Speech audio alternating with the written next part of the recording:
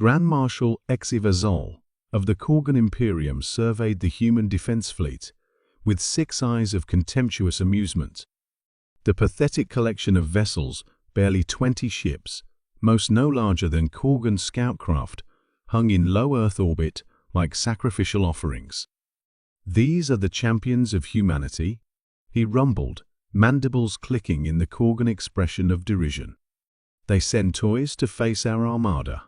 Behind him, the command deck of the inevitable conquest hummed with activity as his crew prepared for what would surely be a brief engagement. The Korgan fleet had subjugated 17 species across 3 spiral arms. Humans would be the 18th. "Marshal," his tactical officer reported, "the human vessels are transmitting a request for parley." HFY's carapace shimmered in the blue light of the tactical displays. "Grant it. Let us hear their pleas before we reduce their cities to ash."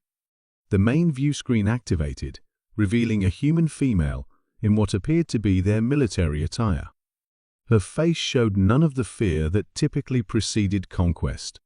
"This is Admiral Vivian Martinez of the United Earth Defense Force," she stated calmly. "You are violating sovereign space. Withdraw immediately." Laughter rippled across the Korgan command deck. HFY leaned forward, towering frame casting a shadow over his subordinates. "Your bravery is noted, human but misplaced," he replied. "The Imperium has claimed your world. Surrender now, and your species may survive as a protectorate." Admiral Martinez seemed unimpressed. "I'm afraid that won't be possible, Marshal. Humanity doesn't surrender. You have 30 minutes to withdraw." HFY's secondary hearts pulsed with amusement. "Or what, Admiral? Your vessels are outmatched 5-1. Our smallest warship could obliterate your entire fleet." "Perhaps," Martinez acknowledged with a slight nod, "but we're just the welcoming committee."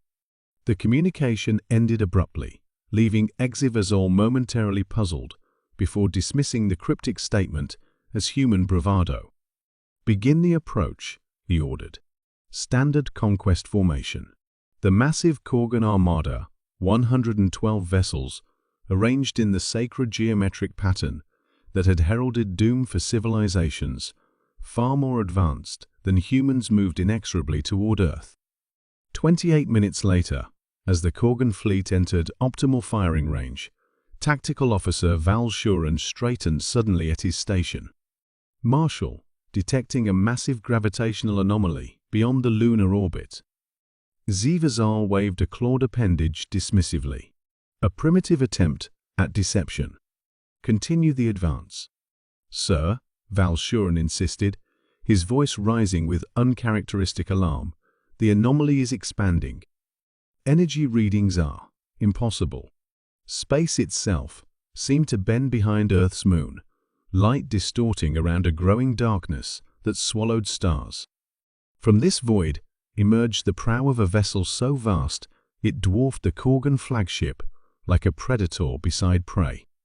"What in the 7 hells is that?" HFY whispered, all pretense of superiority evaporating. The human fleet suddenly accelerated, not toward the Korgan armada, but away from Earth, clearing a path for what was emerging. "Marshal, it's a ship," Val Shuren reported, his instrument struggling to comprehend the scale. "Length approximately 32 kilometers.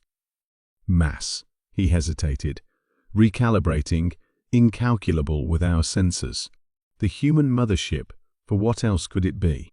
Continued its emergence, a leviathan of gleaming metal and pulsing energy matrices. Along its hull, massive apertures began to glow with building power. HFY's combat instincts finally overcame his shock. Evasive maneuvers. "All ships, target that monstrosity." The Korgan fleet scattered, breaking their sacred formation for the first time in 9 centuries of conquest. Weapons fire lanced toward the human vessel and dissipated harmlessly against shields that showed no strain from the assault. Admiral Martinez's face reappeared on the view screen, her expression unchanged. "Marshal HFY, meet the UES reckoning." She's been under construction inside Jupiter's atmosphere for the past 70 years, hidden from prying eyes while we prepared for encounters exactly like this one. Impossible, Zivazol snarled. Our surveillance would have detected such a project. Would it? Martinez asked with the first hint of a smile. You assumed we were primitive because we chose to appear so. A strategy as old as warfare itself. The immense vessel completed its emergence, revealing a ship that seemed to incorporate technologies Zivazol recognized from a dozen different starfaring cultures, some long extinct. You have 20 seconds to begin your withdrawal, Martinez stated flatly. After that, the reckoning will demonstrate exactly why humanity has remained unmolested in this sector, despite the predations of empires like yours.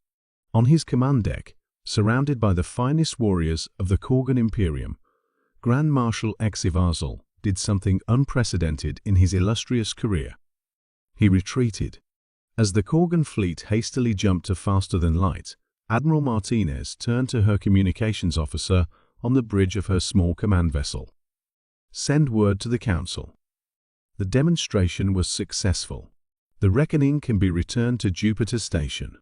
Behind her, through the viewports of her feeble ship, Earth's true guardian began the slow process of returning to its hiding place, a reminder that in the game of interstellar politics, appearances could be deceiving, and underestimating humanity was always a costly mistake.